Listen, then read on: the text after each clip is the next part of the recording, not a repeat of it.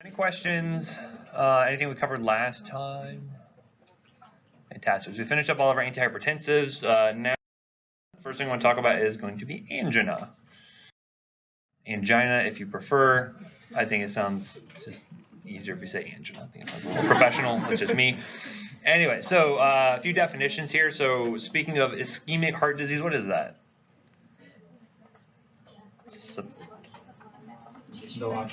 Yeah, so it's a supply and demand problem, right? So again, we're not able to supply enough oxygen to the heart. Either the demand is too high, the supply is too low, or both issues are happening here, right? Now, getting into coronary heart disease specifically, this is where you see a lot of the ischemia comes from, is due to the narrowing of those coronary vessels, and so this can lead to actual acute coronary syndromes, which we'll talk about a little bit later on, including things like unstable angina, actual acute MIs occurring here. You can see things like sudden cardiac death. The thing we'll focus on for this section right now is just going to be this chronic stable angina, right? So meaning that basically it'll be angina that develops upon usually activity, right? So again, this is not going to be patients who are having unstable angina, which is angina at rest. This is going to be when they actually have to walk around or do something strenuous before the supply and demand problem really kind of presents itself here, right? And again, angina pectoris is just chest pain. This is just what we're referring to.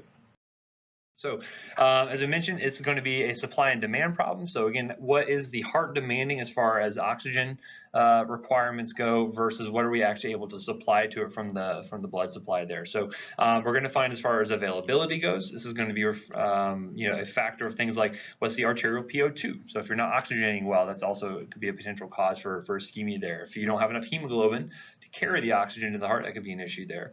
Sometimes it could be issues of say like O2 extraction. So for instance, there is a case where you have something like carboxyhemoglobin, where if you were exposed to carbon monoxide, that actually impairs the ability to actually kind of pull oxygen off and utilize that for use. So you can actually see MIs are actually or ischemia that's induced by something like carbon monoxide poisoning, right? Anyone know where you see carbon monoxide poisoning most often? So if you have like a car in the garage, that could be one thing. What about here in Florida? We have a lot of hurricanes. Generators, yeah, a lot of people are like, well, I don't want anything to happen to my generator. I don't want to leave it out in the rain. They'll put it in the garage and run that there, and then guess what? Now you got a whole bunch of carbon monoxide in your house. Fires are another big one. You see a lot of they're like structural fires and things. Anyway, as far from the demand side, what changes the demand of oxygen by the heart? So yeah, so the size of the heart could be, so how much actual tissue there you have to supply could be an issue there.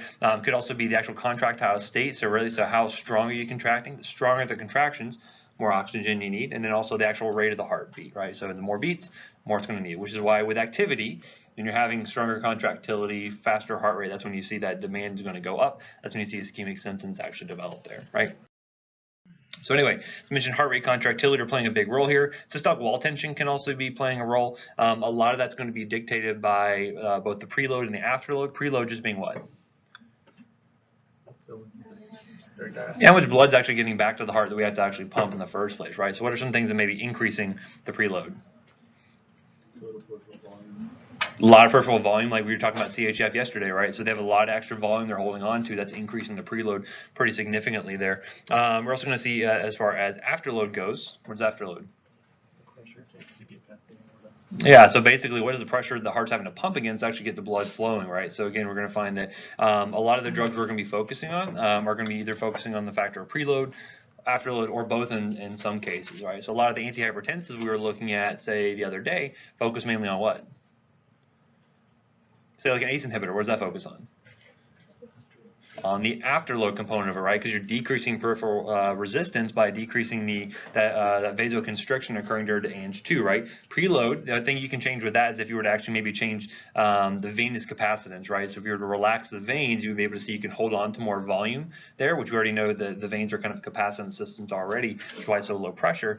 That can play a role, but most often a lot of our antihypertensives, especially if you think about like an alpha blocker, that's specifically affecting the afterload because that's going to be dilating those vessels very directly, right? So you can kind of think about it that way. Think about whether our drugs are affecting preload, afterload. Now, what about like a diuretic, like a loop diuretic? What would that be affecting?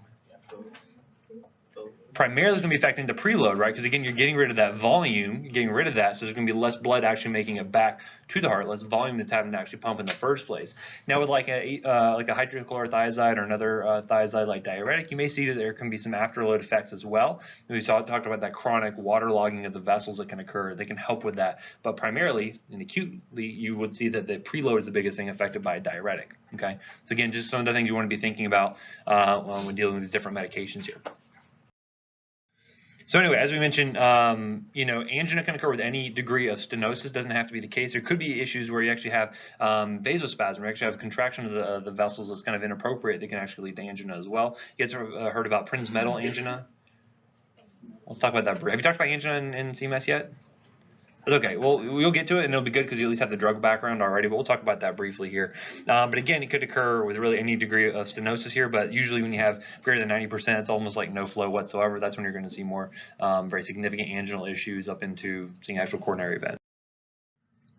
That vasospastic or a variant angina, this is actually something that usually is not related to actual thickening of the vessels or narrowing of the vessels, I should say, but oftentimes it's more due to this kind of autonomic control where you actually have kind of this inappropriate vasospasm or contraction of the vessels, which can limit oxygen supply to the heart. This is usually going to be like younger patients who don't have like a history of strong cardiac disease. It actually can be so severe you actually end up seeing things like ST segment elevation, depending on how prolonged that is going to be.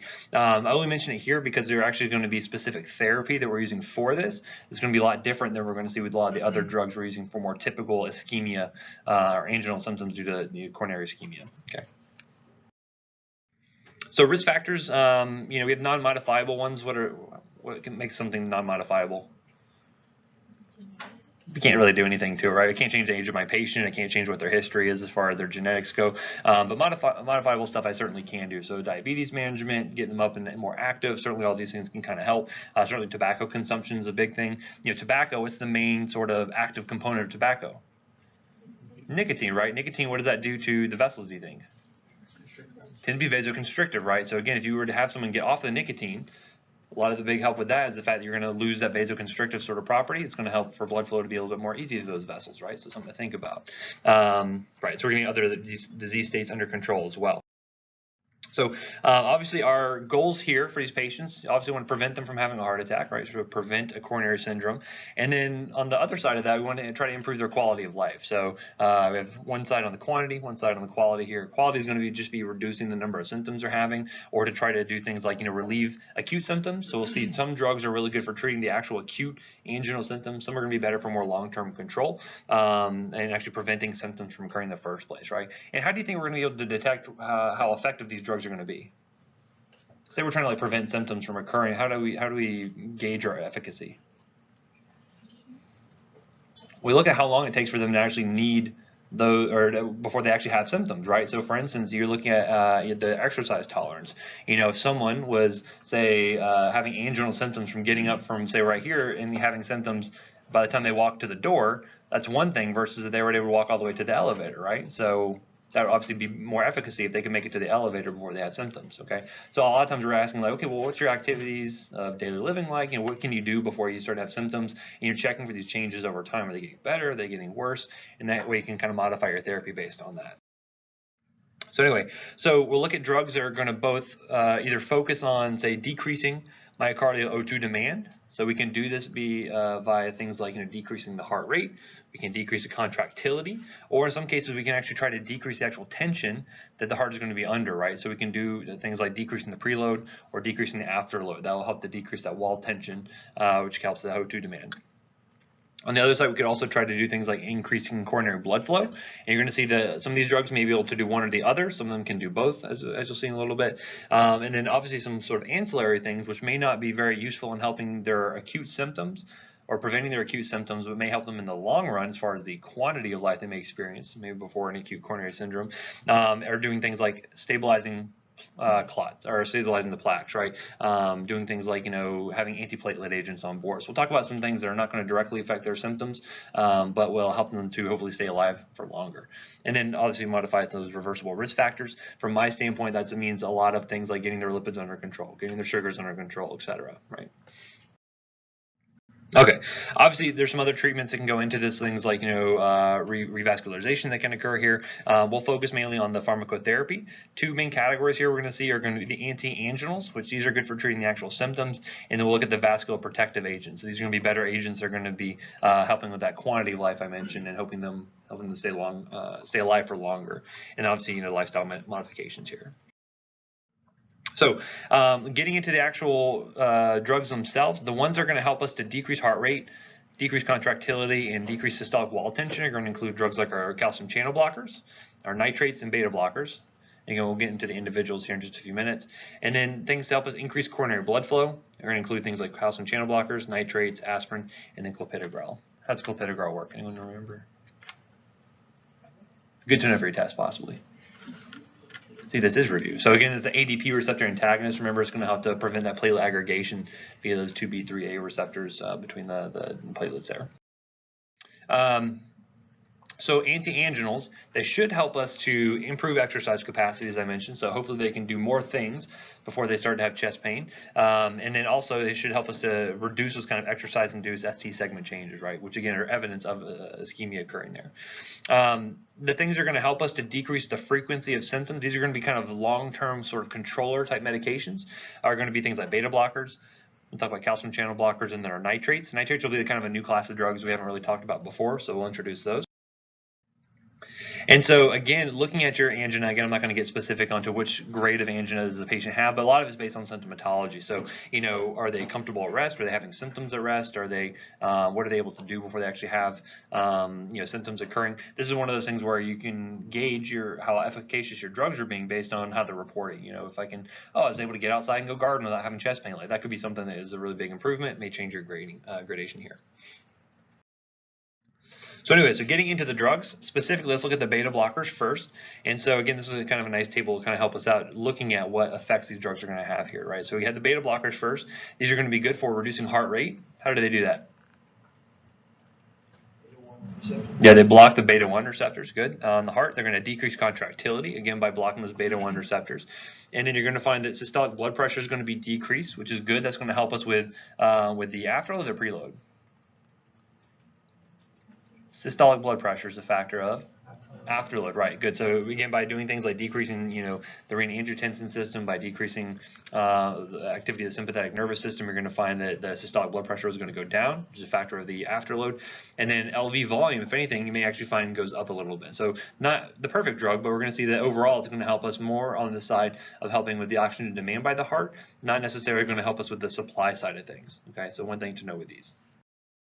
So typically these are going to be first-line therapy for patients. You're going to find there's a lot of other indications where beta blockers are going to be definitely recommended. And very frequently, which drugs you're deciding to use for your patients, not only based on tolerability, based on how it's affecting their symptoms, but also based on comorbid conditions. So if they had a previous MI, they have CHF, other things like that are also going to dictate what drugs you're using. But this is good for patients. And again, I mentioned beta blockers typically do what to exercise tolerance? If I gave one of you guys a beta blocker, they probably reduce it. For these patients, though, it's actually improving their exercise tolerance because they're taking longer before their anginal symptoms really kick in because the O2 demand is going to be lower by the heart. So again, good for those patients that have a history of hypertension, anxiety. We talked about how beta blockers can be useful for anxiety type symptoms. Any history of supraventricular arrhythmias like AFib, aflutter is going to be useful for there. Heart failure, post-MI. A lot of patients are going to benefit from a beta blocker. Thus, this is why we recommend these typically as first line for prevention of anginal symptoms, right? Now again, how do we just select which beta blocker is going to be best for our patient? Well, we do things like, do they have a history of asthma? If yes, then what do we do? Yeah, use a beta-1 selective, such as? Atenolol is a good one. Metoprolol is another good one too, right? So those are possible agents there. For instance, if we were doing something like, if we had a CHF patient, we'll talk about that later. But again, there will be a couple of those. There's actually 3 that are really recommended for CHF due to mortality benefits, and metoprolol is actually one of those. It could be a really good agent for that. Non-selective ones, remember things like propranolol, nadolol, anything that's in that N through Z sort of category, we considered a non-selective beta blocker. And then actually the third gens are really good too. So for instance, you could use labetalol. Carvedilol is another one that's recommended for CHF. That could be another really good agent to use as well. Does anyone remember kind of the ancillary action of carvedilol that was really useful for something like hypertension? Didn't just block beta receptors, also blocked what else? Actually, it blocks some alpha-1 too. So again, that's why it's really good for these type of patients, because it'll help get the afterload down even further, not just based off the beta blocking effects, but actually blocking alpha-1 effects as well, which you know is very vasoconstrictive, right? Yes, sir.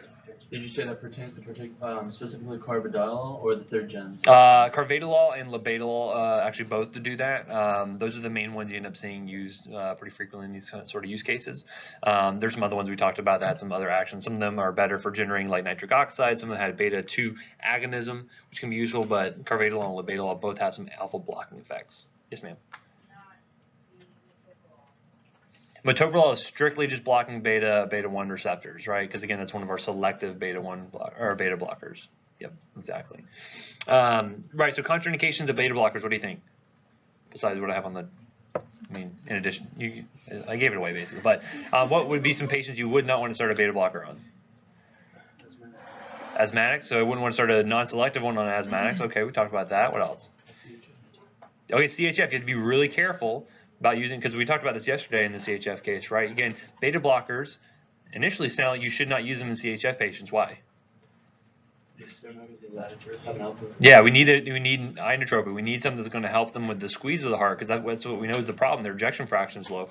But ironically or counterintuitively, like they need to be on a beta blocker, because long term is going to help us with oxygen demand by the heart. It's going to help with the afterload issue they're running into. So again, this is one of those things you got to be really careful with CHF patients, because you give them too big of a dose too quickly, you're going to tip them over and they have an exacerbation, just like what we saw yesterday, right? So you have to be careful with those cases. Of course, AV block, if they're already hypotensive, they already have bradycardia, you got to be careful and avoid it in those type of patients. Yes, sir. I just want to clarify. So with CHF patients, you just use a low dose. Would they need it eventually, so it's not contraindicated for CHF? Yeah, so look at the condition. Like if the patient's coming in an acute exacerbation, right? So they're coming in, they're short of breath, they just put on 10 pounds of water away, they're just not looking very good. That's not the patient I want to start a beta blocker in. Now, let's get them stabilized. Let's get them admitted. Let's give them some loop diuretics. Let's get them kind of back to baseline. At that point, then that's when you want to start the beta blocker and just go low dose and just titrate up. You can't just keep them at a low dose, right? You got to titrate to what they can actually tolerate. And I think Professor Kaplan mentioned it yesterday. Like for instance, with carvedilol, you start at a dose of like 3.125 milligrams. You can work them all up to 25 milligrams. That's a big increase in dose, almost a 10-fold increase. So again, you have to drive it up, but you have to be kind of gingerly with it. You have to be very careful, because you don't want to give them too much too fast. And again, every patient is a little bit differently. An 82-year-old is going to respond a lot more, be more sensitive to it than say something like a 50 or 60-year-old. Right? So take it all into account. You'll get kind of a feel for it when you deal with these patients on a routine basis. Yes, ma'am. But if they came in with the exacerbation, they were already on the beta blocker, you can keep them on it. So that's a good question, right? So you have to look at it like, well, are they having an exacerbation? Is it being exacerbated by the beta blocker? Or maybe that's actually doing us some good, right? So the question is, what type of patient do you have? Not all of the CHF patients are going to have aortic stenosis. That may be playing a role. But in that instance, it may have been a typo in the case, but the patient was on Toprol XL twice a day. That's an inappropriate dose. You should only be on Toprol XL one time a day. So if the patient was taking it incorrectly, that could have been the source for his exacerbation. So maybe I'll just duck it down and just go down to maybe one time a day, and that's okay for that patient, right? So again, you're all going to be depending on again how decompensated they are, you may just take them off of it completely. So if they came in, they're hypotensive and they're really not perfusing very well, that's a patient I'm just taking the beta blocker off of. I'd rather have other things to worry about. And actually, when we talk about CHF, we'll talk about some positive inotropes we'll actually give them to help get their cardiac output back up. So we'll get to that a little bit later on, but just be careful starting a new beta blocker on a CHF patient. Anyway, as I mentioned, precautions, if they have systolic heart failure, as I mentioned, that can decrease chronotropy and inotropy. That can be problematic. Diabetes, what do beta blockers typically do for diabetics? Typically, you're going to increase some blood sugar there. Also, they can mask those signs of hypoglycemia, so obviously be careful with that. And then peripheral vascular disease can sometimes worsen things like edema and whatnot. Again, we've covered the adverse reactions already, so we're kind of aware of those. Again, which beta blockers are more likely to cause things like nightmares? Propranolol is a big one, right? Because it's more, it gets in the CNS. Why? Because lipophilic, right? Because it's more lipid soluble. So those are the things you have to think about. It's more water soluble, not as big of an issue there, right? Monitoring. And again, why do we avoid rapid discontinuation? Rebound effect, right? Because as we're blocking those beta receptors, the body's responding by upregulating. You have more beta receptors. You take that away abruptly, you're going to find all that epinephrine is going to just hit those receptors, and you're going to see rebound hypertension, rebound tachycardia, which may induce, in a patient with ischemia, MI. You don't want to do that, right? Because again, that will greatly jack up the oxygen demand by the heart, and then all of a sudden they're going to go into that ischemia. Okay. All right, moving on. Next, we have our calcium channel blockers, and again, we have our two main varieties. We have our dihydropyridines, and then the non-dihydropyridines. It's pretty easy delineation there, right? So again, looking at the differences here, this makes sense based on what we know. Because dihydropyridines primarily work where? Vasodilation on the vasculature. The non-DHPs predominantly work where? The heart and the vasculature, right? That's going to be more balance between those two. So this makes sense, right? So again, we talked about this. With the DHPs, why do you see increase in heart rate? Right, so as you decrease TPR, the body is used to having that high afterload, is used to having the cardiac output being where it's at. It's going to want to try to compensate for that by trying to increase heart rate. So again, it's very common. You may see the patient may have a little bit of tachycardia associated with a dihydropyridine like amlodipine or nifedipine or anything like that. So again, we'll look at some use cases for this, but you may find that dihydropyridines by themselves may not be the best anti-anginal agent because of that increase in heart rate, which we know does what to O2 demand? It's going to increase it, right? Because an increase in heart rate means you're working harder, means you're going to need more oxygen there. Contractility really shouldn't have too much of an effect here. The big thing you're seeing here is going to be very good for getting this the afterload down, right? It's going to be decreasing that systolic blood pressure. Then they may decrease LV volume, may have a little bit of effect on the preload, but the afterload's a big thing where the dihydropyridines get their role to play here. Okay. On the flip side, we have the non-dihydropyridines. Which two drugs fit into that category? Verapamil and diltiazem are the two non-dihydropyridines, right? So they do what to heart rate? Decrease it, right? Because again, they're working directly on the heart to block calcium influx. They're going to decrease heart rate, affecting that nodal tissue. They're going to do what to contractility? Decrease it. Good. And what are they going to do to afterload? Decrease it, right? Because again, they're working on the vessels too, just like the dihydropyridines are. So you don't see the tachycardia because these drugs are actually directly blocking that by blocking calcium influx. Okay. You may have a little bit of effect on LV volume, but really it's going to be negligible for the most part. Stupid question, but two arrows, maybe I missed it. Is it the preload and afterload effects is what you were trying to indicate with the two arrows, or am I just... As far as, so if it's like kind of vertical and horizontal there, it just means it's going to be no effect to maybe a little slight decrease, but mostly going to be negligible. So it's not something you're going to be looking for. If there's like two arrows in the same direction, that's a big deal. That means that yeah, you're going to see a lot of effect on that aspect of it, right? Then we'll talk about combinations of drugs and how you want to mix and match these a little bit later, how that can be, how you can do that. Okay.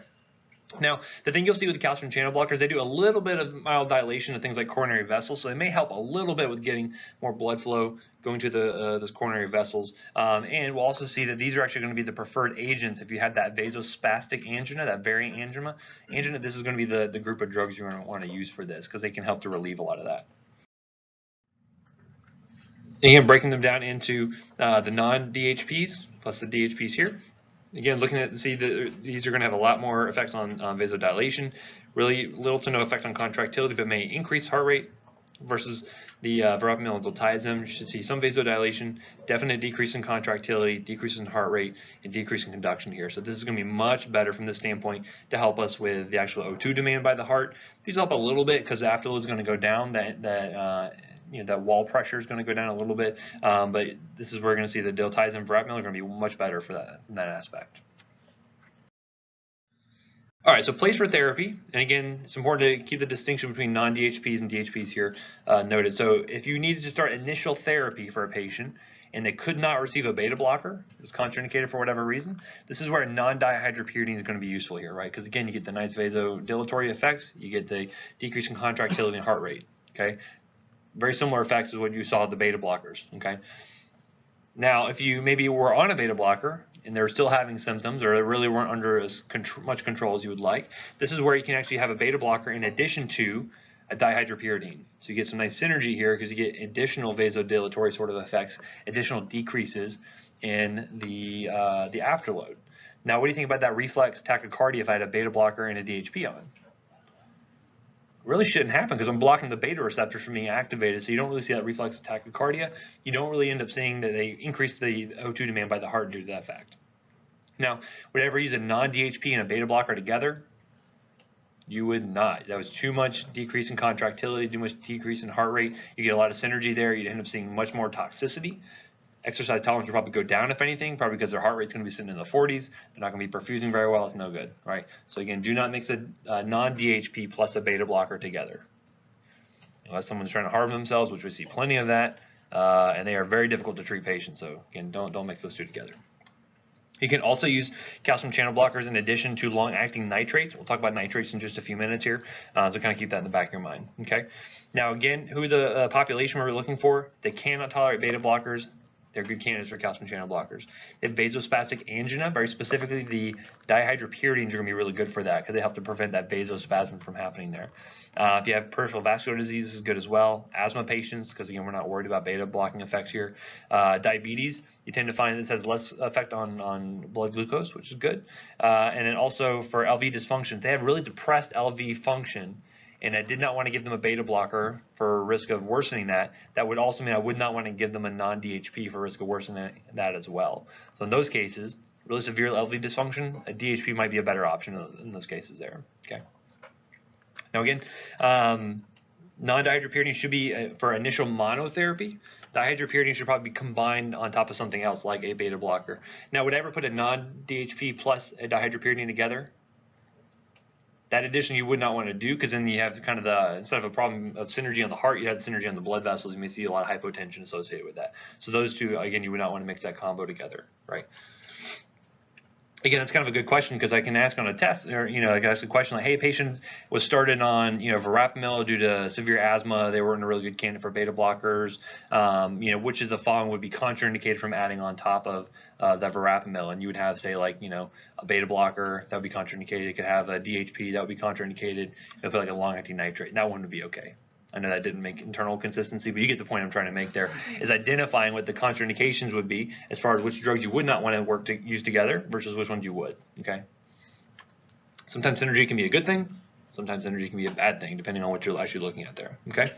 Now, for the most part, you want to avoid short-acting agents here. The main reason for that is, especially like nifedipine is not a very good option here because if it lasts for a very short period of time, you may find that it has a good peak effect where you have decreasing those anginal symptoms, but as soon as it's out of the system, you're going to come right back, and then you have those chest pain come back. So use longer-acting dosage forms. That way, it's going to help to prevent anginal symptoms throughout the whole day. Okay. All right, so contraindications look very similar to the beta blockers here. You don't have the asthma issue to worry about, but again, if they're hypotensive, they have heart block, if they have bradycardia, their EF is particularly low, say below 40%, this would be a contraindication for the non-dihydropyridines, right? Not a contraindication for the dihydropyridines because they're just working on the vasculature. They're not really working on the heart in those cases, okay? And again, be careful. Do not use non-dihydropyridines along with a beta blocker. And then watch out for the CYP3A4 interactions. Which one of the calcium channel blockers affects 3A4? Because they're all substrates, right? Both DHP and non-DHP. Which ones affect 3A4 though, specifically? Diltiazem and verapamil. Both of the non-dihydropyridines will inhibit or induce 3A4. There's not a whole lot of inducers we've talked about, so if you had to guess, they inhibit it, right? Just like we talk a lot about different CYP enzymes. What's one I talk about probably 9 times out of 10? 3A4. So if you had to guess, if I was asking which one of these does something to a CYP enzyme, you'd be like, a 3A4 inhibitor. Just guess. And you're probably going to be right most of the time, right? Not all the time, which is why we hold you to a higher standard. You're going to memorize all these facts, but if you had to guess. All right. So again, adverse reactions, hypotension, obviously you see a lot of flushing and peripheral edema with the dihydropyridines. May not be great for your CHF patient, right? If they're already having a lot of peripheral edema, this can worsen that potentially, so watch out for that. And then obviously we're watching for things like relief of symptoms, looking for heart rate, especially with the non-DHPs to see how that's responding there, okay? Remember, constipation is a big deal with a lot of these because not only are they affecting calcium channels on the vasculature, but also other smooth muscle as well. And calcium is really important for smooth muscle contraction within the GI tract. So if you inhibit that, inhibit peristalsis, you can see constipation, okay?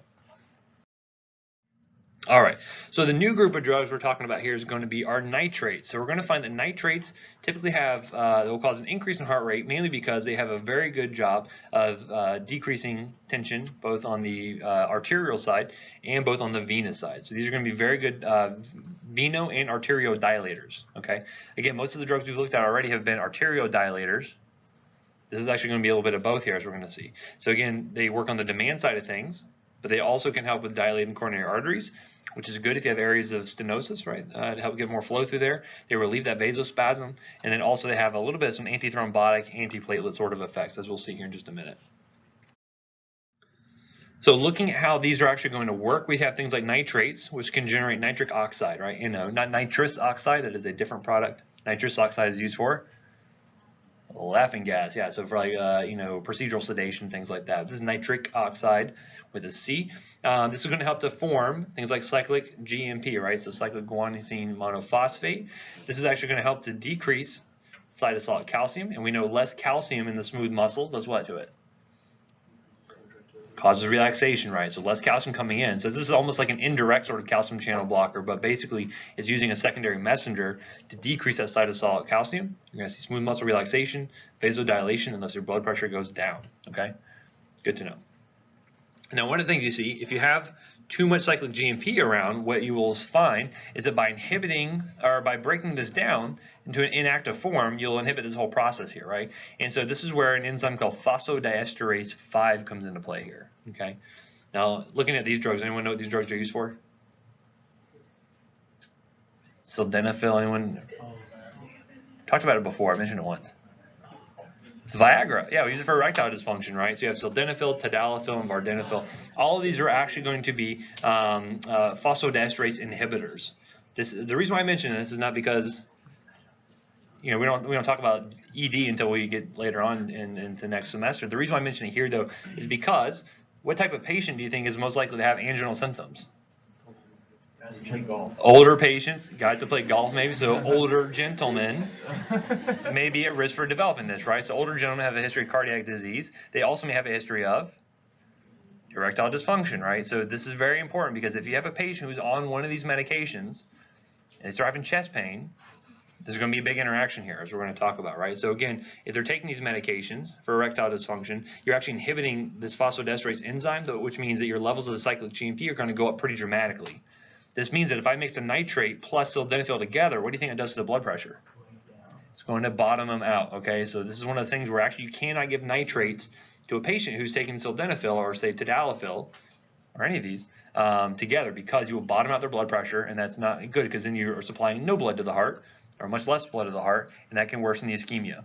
Okay, so we'll talk more about that, but just know this is a big indication. That's why you find a lot of those warnings. If you ever watch like a commercial for an erectile dysfunction med, they will oftentimes mention that. They'll say like, "Hey, do not take these along with nitrates due to hypotension." Right? They say that pretty frequently. Bless you. Anywho, so we'll have two varieties of nitrates. We're going to have short-acting and then our long-acting nitrates. So the short-acting nitrates, this is what people should take if they're having acute anginal symptoms. Okay. So again, the goal of therapy here is we're trying to prevent the symptoms of myocardial ischemia by dilating those coronary vessels, and they're also going to help us to prevent effort-induced angina, right? So we're going to find double use for this, but the first thing we're going to find is the short-acting nitrates. This is where they're going to be using these basically on the onset of anginal symptoms, and basically they'll use them every 5 minutes. And now what the recommendation used to be is you take it every 5 minutes, say for like 3 doses, and if it wasn't causing your chest pain to go away, then you call 911. They were realizing that people were waiting too long to call EMS to come and pick them up to take them to the hospital. And because time is tissue when it comes to myocardial ischemia, they were finding that basically if the first dose does not relieve your symptoms, go ahead and call 911. Okay, and continue taking the drug every 5 minutes to try to help and provide better oxygen delivery to that ischemic area. Okay. Now keep in mind, there's a couple of different dosage forms we have here. Here's one called nitrostat, which is actually a sublingual tablet. It's important to understand this is a sublingual tablet, not a oral tablet, because if they take it and they swallow it, the drug doesn't work all that too well, right? Sublingually, it's able to be absorbed through the buccal mucosa and get absorbed pretty well. And actually, the benefit of buccal absorption is what? Bypass the first pass effect, so the liver has no chance to really work on it before it gets absorbed and can work on the coronary vessels very quickly. Another one we would see is a sublingual nitroglycerin spray, which can also be used to treat some of those anginal symptoms. Again, they just kind of spray underneath the tongue, and you're good to go. Now, one thing to note is, again, you got to be really careful about orthostatic hypotension, because this is going to definitely cause vasodilation of both the arteries and the veins. So again, going from sitting to standing is going to be, especially an older patient who may not have a lot of hemodynamic reserve, they tend to be more likely to have issues with this. And one of the things to note is you got to store in the original packaging, right? If you notice on that last slide, the nitrostat was in that nice dark amber vial. Now, nitroglycerin, anyone know what happens if you put 3 nitroglycerins together? You try nitroglycerin, right? So TNT basically, right? It's explosive. So this is not a very stable molecule. It likes to break down pretty quickly. So this is a good patient education point. Now, most of the times I will tell you drug expiration dates are not accurate, right? You can find, they've done a study where they found drugs decades afterwards, like, you know, close to 60, 70 years afterwards, and the drug was almost there within 10% of what was the stated amount, right? So most of the time, drug expiration dates are bogus. This is one of those cases where it is not the case. Nitroglycerin will break down very quickly, especially if it's taken out of the original container. You know, because you see like older patients, they'll have those little pill minders and they'll put them in different containers. Can't do that with this drug. It'll break down and be less effective. So because of that, have to replace them about 3 to 6 months after opening it. They wait and they keep it around for say 2 or 3 years, and they left it on their car and on the dashboard in the Florida sun. The drug's not going to be good anymore, and it's not going to be very effective in those cases. Okay, so that's one thing I will note. And again, make sure they're putting it under the tongue, not trying to actually swallow it. Otherwise, it won't work as well. Okay. Now, the long-acting nitrates, these are going to be better for prevention of symptoms, right? And I can ask a test question. I said, which one of these would be good for acute anginal symptoms? And so far, the only drug we've really talked about is going to be the short-acting nitrates, okay? Long-acting nitrates are good for prevention of symptoms, as you'll see. And again, these are going to be not first line, not really second line, but these are going to be good as an adjunctive agent. So if your beta blocker wasn't really cutting it by itself, if the non-dihydropyridine by itself was not cutting it, this is something you can add on, right? So again, with monotherapy not being enough, this is a useful add-on agent you can try potentially. Now, again, you could say, well, if they're on a beta blocker and that really wasn't cutting it, I could do a long-acting nitrate, or potentially I could do something like a dihydropyridine. Either one of those would be correct in that case. It just depends on how the patient may tolerate it. But not useful as monotherapy. That's really the main point here. Now, the agents we have here, the long-acting nitrates, now do they work for 24 hours a day? They actually do not. Because of the fact, you guys remember a concept we talked about called tachyphylaxis? This is that example I used way back in pharmacodynamics to talk about tachyphylaxis. This is one of those things where if you left nitrates on 24/7 in the body, you're going to find that it will deplete cofactors. It will not be able to keep its efficacy up, and it won't matter how much nitroglycerin I give that patient, it will not work any further, right? Tachyphylaxis means it does not matter how you increase the dose, the drug loses all effect basically, right? You will not get any additional effect. So in these cases, this is why these are oftentimes going to be working for about 12 hours or so. We call this a nitrate-free period, where the body has a time to kind of replenish itself, and then by the next time you give the drug, it can be efficacious again. One example is isosorbide mononitrate. Another one is isosorbide dinitrate. This one works a lot less. It's a much shorter duration of action. You have to end up taking like 3 times a day. But I see this one much more frequently. The MDOR, and again, lasts about 12 hours throughout the day. And again, when are patients most likely to have anginal symptoms? In the daytime or nighttime? Assuming they sleep on a normal schedule. During the daytime, they're up and active and moving around. So that's okay. It's probably okay if they're not having, you know, any nitrates during the nighttime period, because chances are they're probably not really being that active. Unless they're having like unstable angina, meaning they're having angina at rest, which means they probably need to go to the ER anyway, right? Another one would be nitrobate ointment. So this can be applied. Basically, this is a little card that will come along with the ointment, and you can basically apply it. So this is another drug similar to what we saw as far as dosing of like erythromycin ointment was in inches. This is another one you can actually do it based on inches or centimeters. So distance is going to be a dose here. You basically apply the gel or the ointment to the actual whatever dose you want to administer, and then just slap that on the patient's chest, and that will allow them to absorb it transdermally and get their good effect there. Again, this is one where you need to have the nitrate-free period, so 12 hours on, 12 hours off, okay? One thing to note here is that this is one we may use in the ER pretty frequently for some patients. You have to make sure that patients and whoever's applying this drug needs to make sure they're using appropriate PPE, meaning they need to have good gloves on. Some gloves are not all gloves are created equal. There's certain ones that actually the nitroglycerin can actually go through, and so what do you think is a symptom or say a side effect of nitroglycerin if you were to take this and causing all this vasodilation? You see syncope, but maybe before syncope, maybe some flushing, but more specifically headache. Yeah, because headache is actually a big side effect. You can see with that. So if you had someone like a nurse who was applying nitroglycerin to a patient, all of a sudden like, man, I got this rocking headache. I don't know where it came from. It's this pulsing headache. Chances are they weren't using good PPE, and they had some of that nitroglycerin absorbed through their skin as well. So again, make sure someone else doesn't become a patient accidentally by getting exposure to these drugs. Okay. So what's the physiologic mechanism behind them getting the headache? So basically by having that nitroglycerin being absorbed, they have increased nitric oxide production, which causes vasodilation. That happens with the cerebral vessels, so all that blood flow is all of a sudden rushing into their head, causing increased pressure, and thus you have headache. Yeah, it's a blood flow thing, right? So instead of limiting blood flow, you actually have too much blood flow. And actually, when we get to migraines later on in the neurology section, we'll see the mainstay of therapy are going to be vasoconstrictors to try to squeeze down and limit that blood flow there. So again, watch out for that tachyphylaxis. The longer the drug is on board, the much more likely are to experience that, where the drug is going to lose efficacy.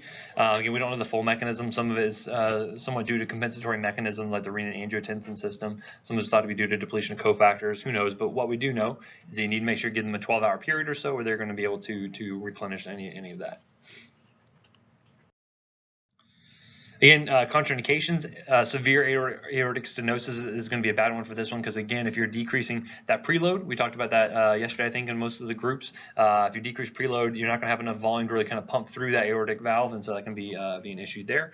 If you have an obstructive cardiomyopathy as well, it's going to be a problem. And then, as I mentioned, this is a big contraindication. You're mixing the phosphodiesterase inhibitors along with these nitrates because, again, they're going to work very synergistically to basically cause severe hypotension, a lot of severe reflex tachycardia, which is what the O2 demand. It's going to increase it, right? So it's going to worsen your ischemic symptoms. And so we can see hypotension actually can induce MI or stroke due to this all the blood kind of pooling off on the venous side of things. Okay, make sense? All right. So again, when EMS arrives, one of the big questions they should ask before they apply nitrates is that, hey, have you taken any medications for erectile dysfunction? Now, again, are only guys going to take erectile dysfunction medications? Who else might take it? That wasn't what I was thinking about. I was thinking about a group of individuals who have maybe a pulmonary issue.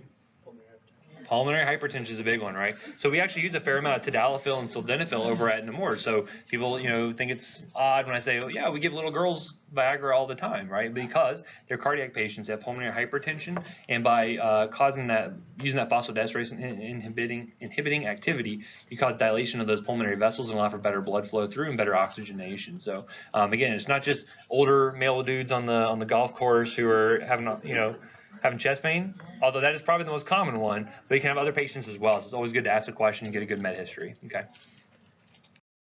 And hopefully those patients have already been educated on that so they know beforehand that it shouldn't be receiving that. Just in case they forgot to ask about that and then they end up giving them the nitro anyways and they start bottoming out, is there any way to reverse that quickly? There probably isn't a good way to do it quickly. So the question is, if you have someone who actually did experience that, so maybe there's an older guy, he forgot about it, he took his, because again, those erectile dysfunction meds aren't something they're necessarily going to take every single day. If they are, good for them, but a lot of people are not, or maybe saving for the weekend. You may find that it depends on the agent, the nitro that they use, right? If it's a short-acting nitro, maybe it'll only be a couple minutes you have to really worry about, maybe 20, 30 minutes, in which case you can use things like fluid to try to pump them back up and get that intravascular volume built back up. If it was long-acting nitrate and they took it along with their erectile dysfunction med and something like that happened, that could be more pronounced and more severe. You may need like pressor therapy or things that are going to help to actually squeeze down the blood vessels and get that pressure back up. So fortunately, it doesn't come up too frequently. I think most people are educated on that well enough to know that, hey, don't give me any nitrate. I know we can't have that. But again, the question is, should a patient with that kind of high risk history get an erectile dysfunction med like that in the first place? But there's other agents as well, and we'll talk more about that over in the GU section later on. Okay. So anyway, so looking at the comorbid conditions, we can see that certain drugs are going to be better for certain patients. And we'll get into these, especially when we talk about CHF and MI a little bit later on. But basically, you can look at things like, what's going to be my first-line agent based on comorbid conditions? So if they have a history of hypertension, beta blockers are great, right? Beta blockers are very good for treatment of hypertension. Prior MI. Also, beta blockers have mortality benefits. This is going to be our first-line agent in these cases here, okay? Now, again, why would I want to avoid calcium channel blockers by themselves? I'm talking about first-line agents. Again, causing reflex tachycardia. It's not going to be good because it's going to increase my O2 demand. I don't want to do that in a post-MI patient. LV function. Beta blockers are still going to be okay for this, right? We're still going to find that you have to start low and gently titrate up. It's going to be a lot of your CHF patients there, okay? Now, why is the DHP going to be good for patients with AV block or bradycardia? Because it doesn't affect the beta 1. Right. Well, it won't affect beta 1, but also doesn't affect the calcium channels on the nodal tissue or on the ventricle. So you're going to find that it has no negative inotropy, no negative chronotropy. So that's going to be fine for those patients. You're going to find, if anything, it may perk up the heart rate a little bit by having that peripheral vasodilation there. Okay. How about diabetes? Why non-dihydropyridine? less effects on blood glucose than a beta blocker, right? So if they had really difficult to manage diabetes, then a beta blocker may not be the best option.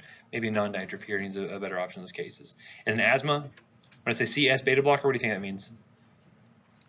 It's cardioselective beta blocker, so it's a beta 1 selective agent there. So either one of these, non-nitropyridine, calcium channel, or cardiac selective beta blocker, either of those would be fine in that case there. Okay, this would be a non-cardiac selective beta blocker. All right. So we'll talk about the other ancillary sort of drugs at a later date. That's it for angina right now. Any questions before we go on break? If not, have a 10-minute break and come back. But wait a second, I will have the Kahoot up, but I have a new naming policy. If it is not a name that you would be comfortable explaining to your grandma, then do not pick it. That's all I'll say.